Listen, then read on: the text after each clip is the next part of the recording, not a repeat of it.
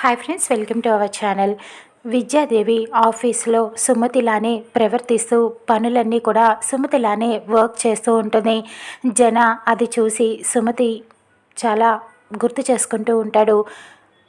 రామ్ చెప్తూ ఉంటాడు, నాన్న మీరు విద్యాదేవి గారికి ఎలాంటి సహాయం చేయాలనుకున్నా నేను అడ్డుపడను, మీ ఇష్టం అని చెప్తూ ఉంటాడు. ఇక రామ్ కూడా సుమతిని గుర్తు చేసుకుంటూ ఉంటాడు. సీత చెప్తుంది జనాతోటి, రామ్ అమ్మ చెప్పినట్టు మీరు న్యాయం చేయాలి విద్యాదేవి టీచర్ గారికి, కానీ ఒక తోడు కావాలి మీకు. రామ్ మామ చెప్పినట్టు న్యాయం చేయాలి, మీకు ఒక తోడు కావాలి, విద్యాదేవి టీచర్కి కూడా న్యాయం జరగాలి, మీరే ఆలోచించుకోండి మామయ్య అని చెప్పడంతో జన ఆలోచించి ఇక ఒక పని చేస్తాడు.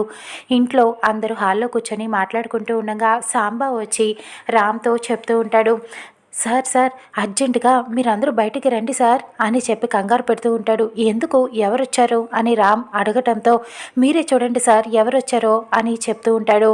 ఇక అందరూ కూడా గుమ్మం వైపు చూస్తూ ఉండగా జన విద్యాదేవిని పెళ్లి చేసుకొని ఇంటికి తీసుకొని వస్తాడు. ఇద్దరు గుళ్ళో పెళ్లి చేసుకుంటారు.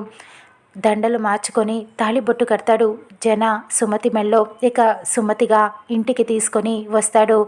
జన అందరూ వీళ్ళ జంటని చూసి ఒక్కసారిగా షాక్ అయిపోతారు. రామ్ అయితే అలా చూస్తూ స్టన్ అయిపోతాడు.